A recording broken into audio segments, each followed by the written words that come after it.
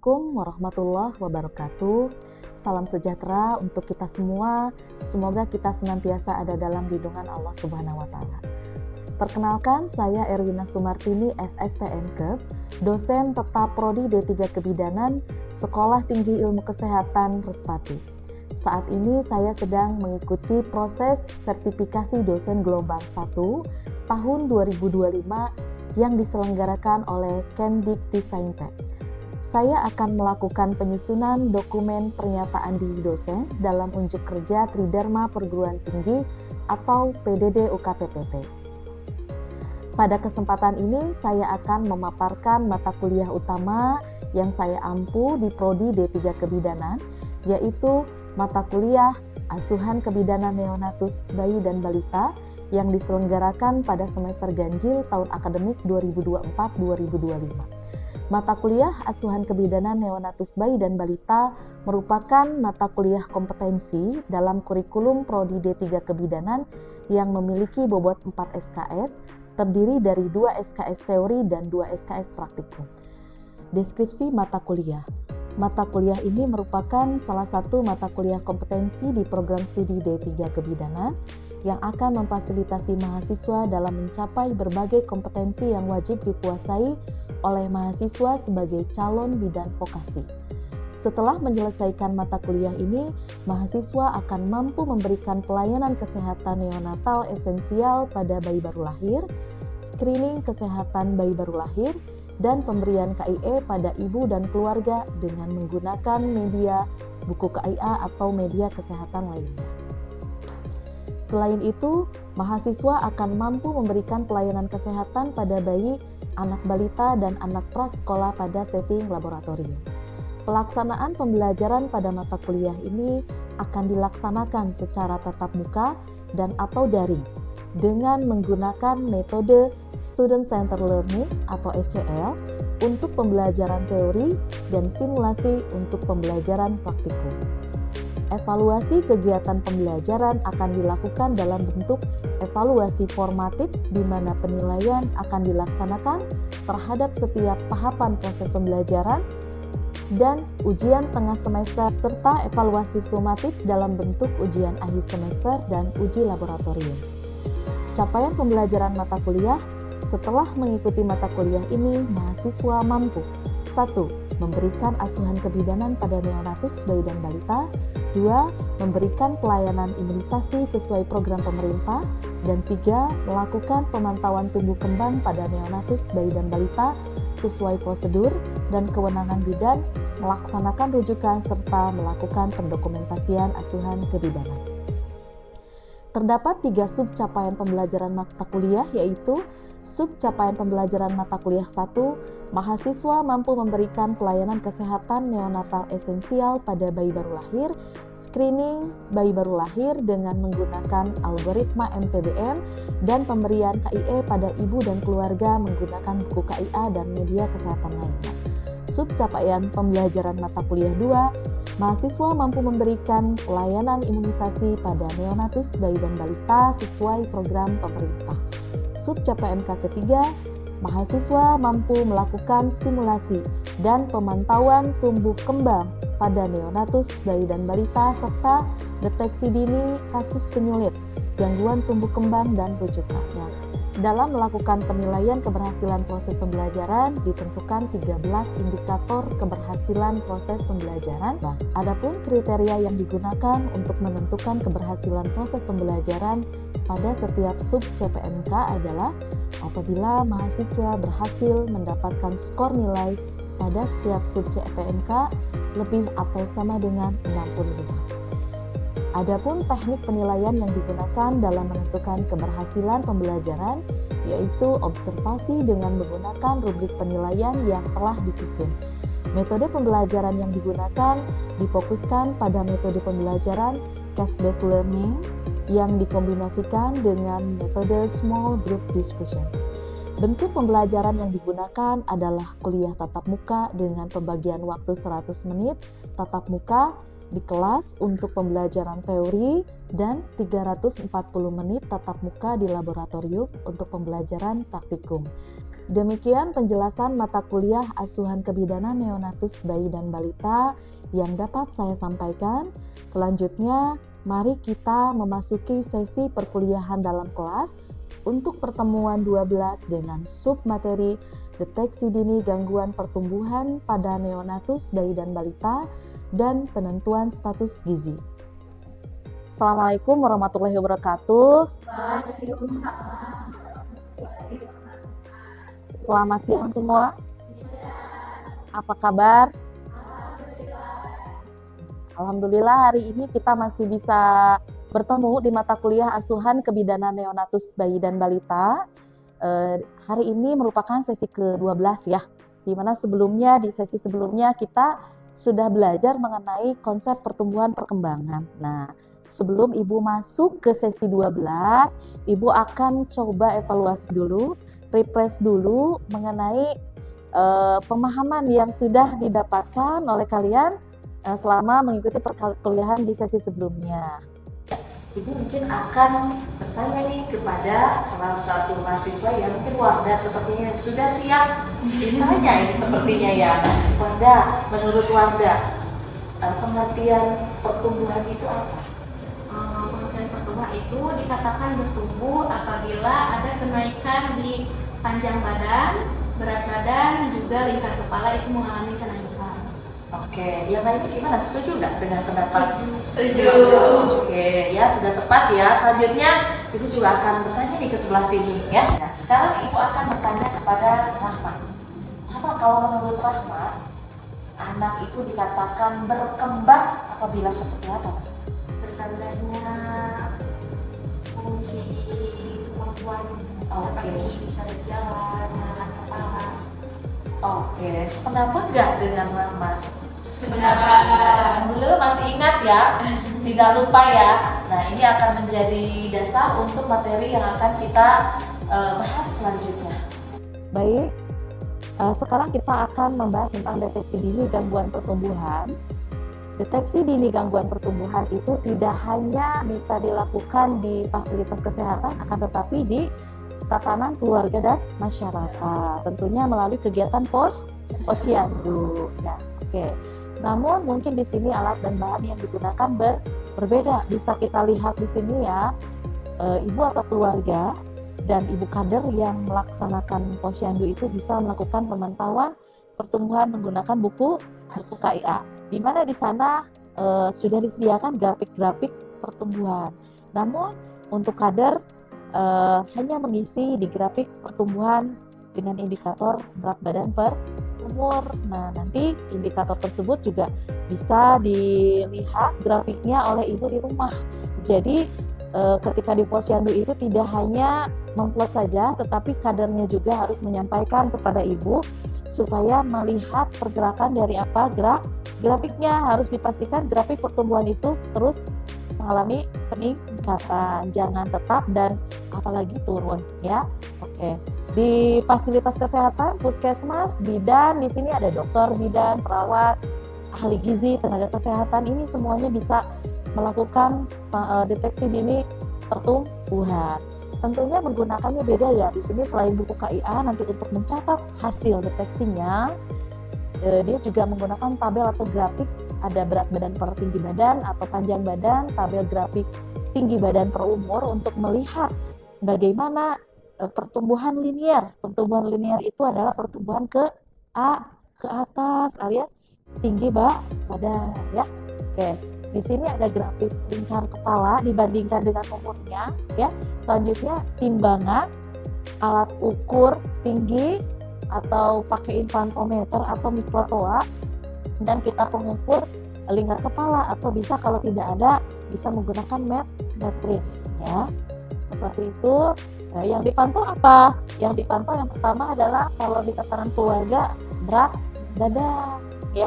Berat badan seperti apa? Kenapa? Karena saat ini biasanya setiap keluarga itu sudah banyak yang memiliki timbangan ya, timbangan meskipun tidak digital yang sesuai dengan yang ada di posyandu, tetapi biasanya mereka sekarang udah rata-rata punya timbangan digital untuk kebutuhan keluarga. Nah itu juga kalau usia bayinya sudah memungkinkan ditimbang menggunakan timbangan digital bisa digunakan ya. Tetapi yang paling sering adalah melakukan penimbangan di posyandu ya. Selanjutnya yang dipantau di puskesmas, di tingkat puskesmas adalah panjang badan atau tinggi badan. Oke, kita ingat kembali bedanya tinggi badan sama panjang badan. Kalau panjang badan itu digunakan untuk anak atau bayi usia 0 sampai 24 bulan atau 2 tahun. Di atas 2 tahun tinggi badan, karena rata-rata anak 2 tahun itu sudah bisa berdiri, sehingga dianjurkan standarnya kalau sudah di atas 2 tahun pengukuran harus dengan cara berdiri ya. Kita harus selalu ingat kalau anak usia 0 sampai 24 bulan itu harus diukur telentang, dan kalau sudah di atas 2 tahun diukur berdiri. Makanya mungkin ada perbedaan ya, ada tinggi badan, ada panjang badan. Selanjutnya ini cara penentuan status gizinya ya. Di sini pengukuran berat badan terhadap tinggi badan BB per TB untuk menentukan status gizi anak usia di bawah 5 tahun, apakah dia normal ya, atau kurus, atau sangat kurus, atau gemuk. Nah, di mahasiswa sudah ada yang membawa ya perwakilan untuk buku KIA-nya. Nah, di sana ada grafik yang bisa memperlihatkan untuk grafik tinggi badan, berat badan per tinggi badan. Coba dibuka. Ada ketemu? Ya, di situ untuk anak perempuan ditandai dengan grafik berwarna apa? Pink. Kalau untuk anak laki-laki grafiknya berwarna. Nah, hal yang penting adalah jangan sampai tertukar menggunakan grafik, karena berbeda antara pertumbuhan anak laki-laki dan perempuan, gak bisa disamakan, sehingga memiliki grafik yang berbeda-beda masing-masing grafiknya ya. Jadi itu ya, kita harus tahu dulu gender anaknya apa, laki-laki atau perempuan, untuk menentukan ini grafik yang digunakan yang mana. Oke, selanjutnya pengukuran panjang badan terhadap umur atau tinggi badan terhadap umur, PB per U atau TB per U, untuk menentukan status gizi anak apakah normal, pendek, atau sangat pendek. Oke, sering mendengar tentang stunting? Sering ya, karena stunting itu merupakan salah satu masalah nasional yang saat ini sedang dientaskan, dicoba terus berupaya untuk bisa diturunkan. Nah, maka mahasiswa sebagai calon bidan harus sangat paham terhadap begini, indikator ini ya. Stunting bisa diketahui oleh apa? Melalui indikator apa? Yaitu tinggi badan atau panjang badan per umur ya. Diplot di grafik nanti akan ketahuan apakah panjang badan atau tinggi badan per umurnya itu dia kategorinya masih ada pada batasan normal, pendek atau stunting, atau bahkan lebih pendek atau severely stunting ya. Selanjutnya, pengukuran tingkat kepala terhadap umur untuk menentukan apakah ukuran kepala itu normal ya, atau makrosefalus atau mikrosefalus. Makro itu apa? Lebih besar. Kalau mikro, apakah pernah mahasiswa kalian di sini melihat bayi yang ukuran kepalanya lebih besar dari semestinya, dari ukuran seusianya? Pernah ya? Ada, mungkin ada juga yang lebih kecil. Nah, apabila diplot dalam grafik ini bisa diketahui apakah dia termasuk makro atau mikro. Jadi kita harus selalu yakinkan bahwa pertumbuhan kepala ya ada pada batasan normal. Oke. Nah, bagaimana cara menentukan umur anak? Nah, jadi umur anak juga tak kalah penting. Kenapa? Penentuan umur anak yang salah atau kurang tepat bisa mempengaruhi penyimpulan ya. Nah, kondisi di lapangan banyak yang menentukan umur anak itu dari apa? Dari perkiraan ya, tidak dari tanggal lahir. Jadi dikira-kira kalau ditanya ibu sekarang anaknya umur berapa, 12 bulan. Ya, dibulat-bulatkan, dibulat-bulatin ya. Nah, yang tepatnya gimana? Kita harus hitung dari tanggal lahir dan tanggal kunjungan. Tanggal kunjungan itu adalah tanggal kita melakukan pemeriksaan. Kira-kira berapa bulan, berapa hari umur realnya. Nah, setelah mengetahui maka kita akan hitung, bandingkan tadi masukin grafik itu umurnya dengan umur bulan penuh. Apa umur bulan penuh? Umur bulan penuh itu tidak dihitung harinya ya, tetapi dibulatkan. Aturannya adalah kalau dia di bawah 15 ditarik ke bawah.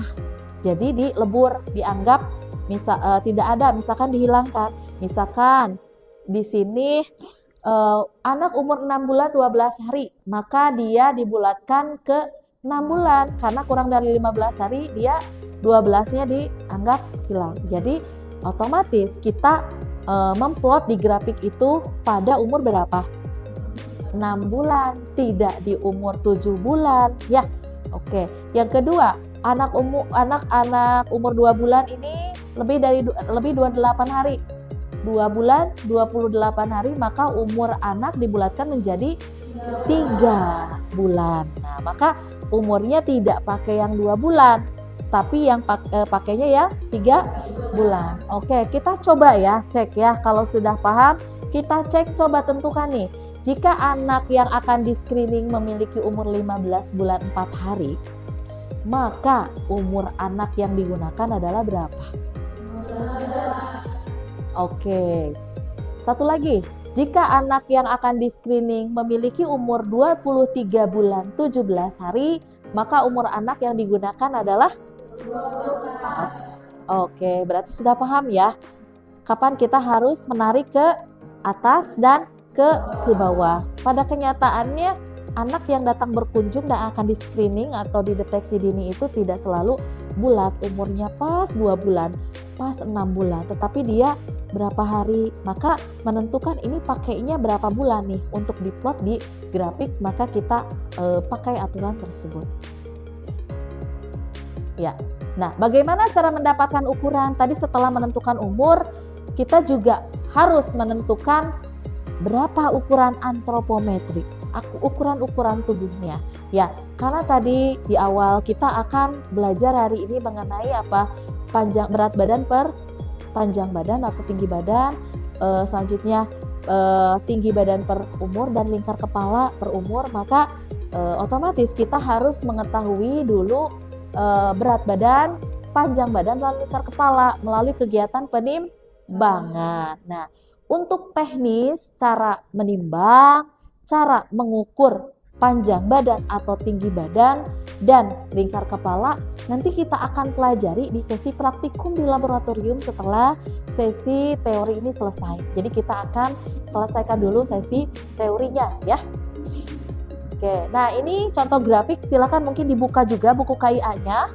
Ya, bisa dilihat ini grafik untuk menentukan status gizi anak berdasarkan indikator berat badan per tinggi badan atau panjang badan. Nanti ada juga yang panjang badan. Ini sesuai umur tadi ya, konsepnya adalah sesuai umurnya berapa. Kalau misalkan dia kurang dari 24, biasanya gunakannya panjang badan, bukan tinggi badan ya. Maka ketepatan dalam menentukan grafik yang mana juga itu menentukan.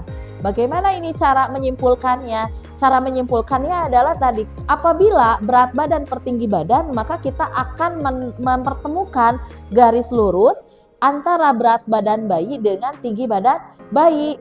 Ya, di sini berat badan, di sini ya berat badan. Misalkan dia ada di 12 nih, di sini ditarik, dipertemukan dengan panjang badan. Maka kita akan plot, dilihat plotnya ada di angka standar deviasi berapa, sehingga setelah kita mengetahui oh dia misalkan ada di antara -1 sampai 1 di sini, berarti kita lihat ke sini penyimpulannya ya. Lihat di sini apakah dia termasuk kategori gizi buruk, gizi kurang, gizi baik, atau mungkin dia gizi lebih ya, sesuai klasifikasi. Oke, selanjutnya ini sama ya untuk tekniknya seperti tadi. Ini untuk laki-laki ya, ditandai dengan warna biru. Oke, ini untuk menentukan status gizi anak berdasarkan indikator panjang badan per umur, ya. Selanjutnya ini untuk panjang badan menurut umur anak laki-laki. Selanjutnya menentukan status gizi anak berdasarkan indikator lingkar kepala per umur. Nah, lingkar kepala per umur di sini sama seperti tadi, kita tarik garis lurus antara umur anak saat ini berapa, ditarik ke atas, dan lingkar kepalanya berapa. Maka akan ditemukan titiknya ada di wilayah standar deviasi yang mana. Ini yang terendah -3 sampai ini +3. Maka kita ketika sudah plot ini bisa menentukan dengan melihat bagian yang di bawah ini, dia masuknya ke kategori normal, mikro atau makrosefalus, ya. Seperti itu. Ini grafik-grafik untuk yang anak laki-laki. Nah, sekarang mungkin setelah pemaparan tadi caranya, kita akan masuk ke sesi kasus, ya, dimana mahasiswa akan langsung belajar menentukan status gizi anak itu atau bayi itu berdasarkan kasus nyata di lapangan, ya. Jadi sudah disediakan 3 kasus, maka sekarang kita akan memasuki pembelajaran dengan metode case based learning, ya. Mohon di satu kelas ini dibagi ke dalam 3 kelompok, ya. Boleh mungkin di sini sampai sini, ya. Ini bertiga, gak apa-apa bertiga, ya. Oke, karena tidak pas ini 4. Silakan mahasiswa membentuk kelompok kecil. Di sini 1 kelompok, di tengah dan di sebelah sini 1 kelompok untuk melakukan diskusi. Untuk teknik diskusinya seperti yang sudah biasa kita lakukan, mahasiswa nanti menentukan siapa yang akan jadi pemimpin diskusinya, yang akan menulis notulensinya siapa hasil diskusi, dan anggotanya. Mohon dalam kegiatan diskusi mahasiswa secara aktif saling berinteraksi sehingga bisa sama-sama menentukan status gizi yang tepat untuk kasus yang akan diberikan. Di sini ada 3 kasus, ya. Kasus 1 nanti akan diberikan kepada kelompok 1. Ya, di sini kita baca dulu. Seorang bayi perempuan umur 8 bulan 20 hari berkunjung ke posyandu untuk pemantauan tumbuh kembang. Hasil anamnesis, anak tidak mengalami keluhan kesehatan selama ini. Jadi anaknya nggak punya keluhan apa-apa, nggak sering sakit, ya, biasa aja. Hasil pemeriksaan KU-nya baik, tanda-tanda vital dalam batas normal. Nah, ini berat badannya 6 kilo, panjang badannya 60 cm, dan lingkar kepalanya 40 cm. Nah, maka tugasnya adalah instruksi bagi mahasiswa, tentukan status gizi dengan menggunakan indikator berat badan per panjang badan per umur, dan lingkar kepala per umur. Oke. Kasus 2. Kasus 2 adalah seorang bayi laki-laki umur 24 bulan 5 hari berkunjung ke posyandu untuk pemantauan tumbuh kembang. Ya, hasil anamnesis, bayi sering mengalami sakit demam. Nah, beda sama kasus 1. Kalau tadi tidak sering sakit, aman bayinya, ya. Kalau ini sakitnya sering sakit demam, katanya pilek 3 bulan terakhir itu sering. Hasil pemeriksaan KU-nya baik, tanda-tanda vital dalam batas normal. Nah, ini berat badannya 9,5 kg, panjang badan 81 cm, dan lingkar kepala 49 cm. Instruksi sama, ya. Kelompok harus menentukan status gizi dengan menggunakan 3 indikator: berat badan per umur, panjang badan per umur, dan lingkar kepala per umur, ya. Selanjutnya kasus 3. Seorang bayi laki-laki umur 11 bulan 25 hari berkunjung ke posyandu untuk pemantauan tumbuh kembang, ya. Ini juga sama, bayi sering mengalami sakit demam dan pilek dalam 3 bulan terakhir. Hasil pemeriksaan, keadaan umumnya baik, tanda-tanda vital dalam batas normal, berat badan 6 kg, panjang badan 66 cm, lingkar kepalanya 45,5. Instruksinya sama seperti kelompok yang 1 dan 2. Ya, silakan Ibu kasih kesempatan untuk membentuk kelompoknya, diberikan waktu karena kasusnya tidak kompleks, maka cukup 5 menit atau sampai 10 menit untuk melakukan diskusi kelompok. Nanti selanjutnya akan diberikan kesempatan untuk setiap kelompok memberikan perwakilannya untuk mempresentasikan hasil diskusi dan kelompok lain bisa menanggapi apakah penyimpulan dari kelompok 1, 2, 3 ini sudah sesuai atau barangkali ada yang perlu dikoreksi ya. Jadi kelompok lain berhak untuk berkontribusi juga dengan mengecek apakah sudah sesuai atau tidak ya, atau belum ya. Oke, dipersilakan untuk membentuk kelompok. Ya, di sini mungkin ya, silakan. Di sini satu kelompok, di sini satu kelompok, di sini satu kelompok.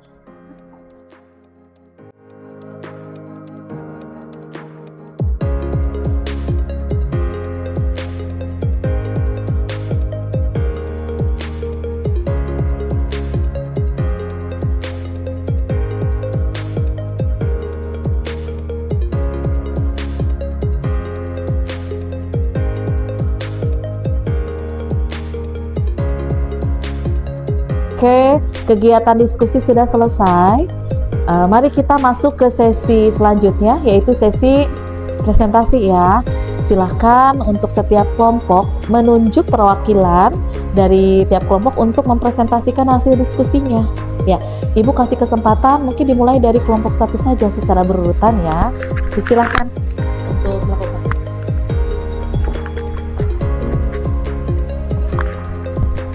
Baik, perkenalkan saya Putri dari kelompok 1 ingin mempresentasikan hasil diskusi kami.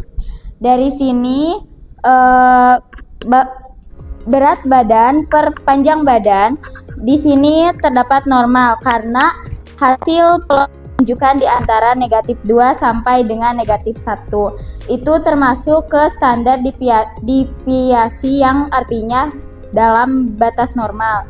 Terus yang kedua yaitu panjang badan menurut umur. Di sini juga sama normal karena berada di antara -2 sampai dengan +3. Terus selanjutnya lingkar kepala menurut umur. Di sini juga normal karena berada di antara -2 sampai dengan +2. Baik, terima kasih atas perhatiannya. Apakah ada yang ingin disampaikan atau ingin ditambahkan? Bagaimana yang lainnya? Apakah sependapat dengan kesimpulan yang telah didiskusikan oleh kelompok 1? Sependapat, oke ya. Tadi penyimpulannya sudah tepat ya untuk kelompok 1. Kita tepuk tangan dulu dong untuk kelompok 1 ya. Kita lanjut ke kelompok 2. Silakan, siapa yang akan mewakili? Ya, silakan Indri.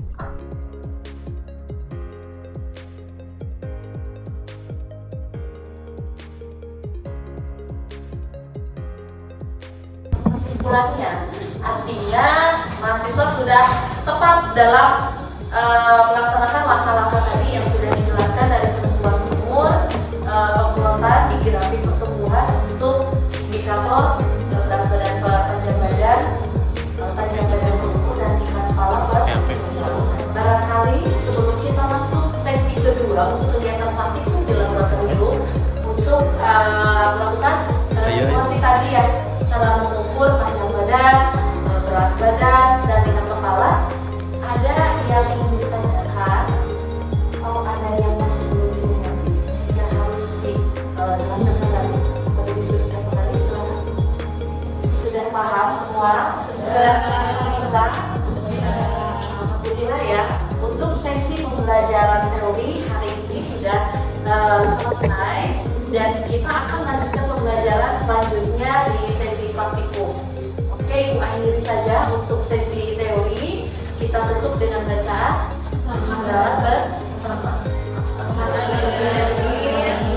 Assalamualaikum warahmatullahi wabarakatuh. Terima kasih saya ucapkan atas kesediaan menyimak video ini. Video ini digunakan sebagai salah satu syarat penyusunan dokumen pernyataan diri dosen dalam unjuk kerja Tridharma Perguruan Tinggi atau PDD UKTPT. Semoga dapat menjadi pertimbangan yang baik dalam proses pengajuan sertifikasi dosen pada gelombang 1 tahun 2025. Terima kasih saya ucapkan kepada seluruh penonton. Wassalamualaikum warahmatullahi wabarakatuh.